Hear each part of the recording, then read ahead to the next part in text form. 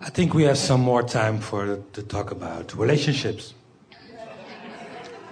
Everything is sort of a relationship question, isn't it? Because it's your relationship with everything. Relationship and resonance are the same conversation, aren't they? Yeah.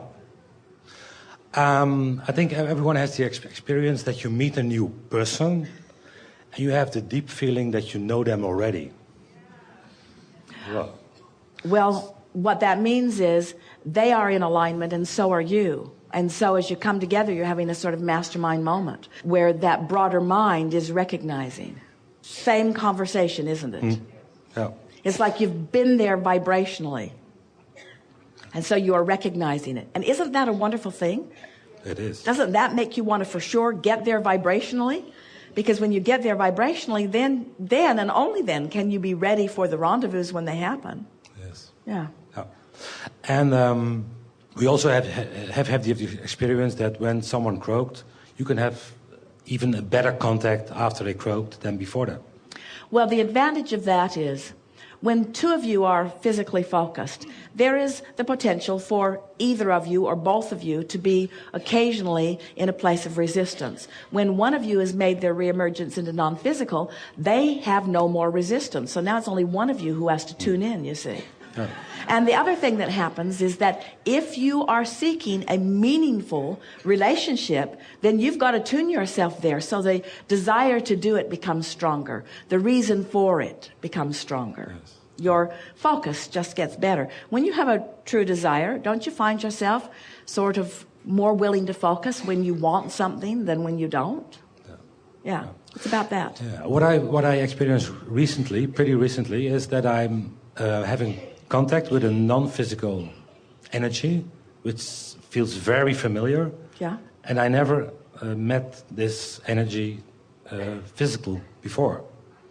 And that's a new experience. Can you talk a bit about that? The thing that is most important is that, first of all, we have to say to you, you have met the energy before. You're just not remembering, which is all right. But even more significant, when Jerry made his transition, Esther understood that he was joining Abraham.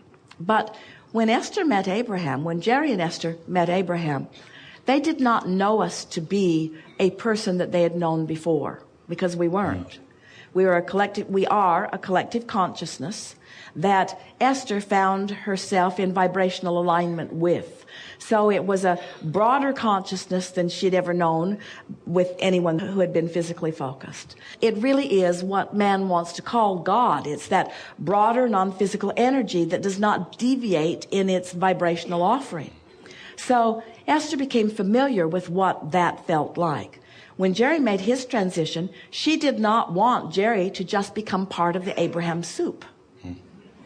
She wanted him to be the individual that she had known him to be. But he could not be the individual that she had known him to be, because in his transition, he became pure positive energy. And so it took her a while to feel for the new vibrational persona of Jerry. So she can find him. She can find him among us. She can feel, even in these conversations, the pieces that he is inserting, you see. She can feel him. She can feel the difference between Abraham and Jerry. And we are all the time letting her know that it is the combination of both that she is feeling the majority of the time now. In other words, there are a lot of us dead guys who have joined together. Napoleon Hill. All of those who have been the teachers of deliberate creation, all of those who have been the Christ consciousness, all of those who have been the Buddha consciousness. In other words, this is a collective consciousness. This is the consciousness of those who have known that physical humans are coming forth with great reason and purpose, who are wanting to find their way. And so this is the consciousness that deliberately lights that path, you see. So when you say you met this energy before, because it feels like a very specific energy. We think it is your newness. that gives you access to it. In other words, we talked with our pilot friend the other day about he has the same aircraft and is going essentially the same speed, but at different elevations it can be quite a different ride depending upon what kind of resistance is going on in the atmosphere. And so your atmosphere, you are releasing more and more resistance, and so your ability to perceive what was familiar given a different resistance is, so it feels like a different experience. It's not so different from spending time with a new person that you are meeting across a dining table and you being in a good mood or you being in a bad mood. The person that you're dining with seems to have entirely different personalities depending upon where you are at vibrationally. So it's the same sort of thing.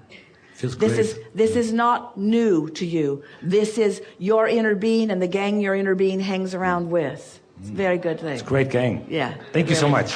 This is a good time for a segment of refreshment.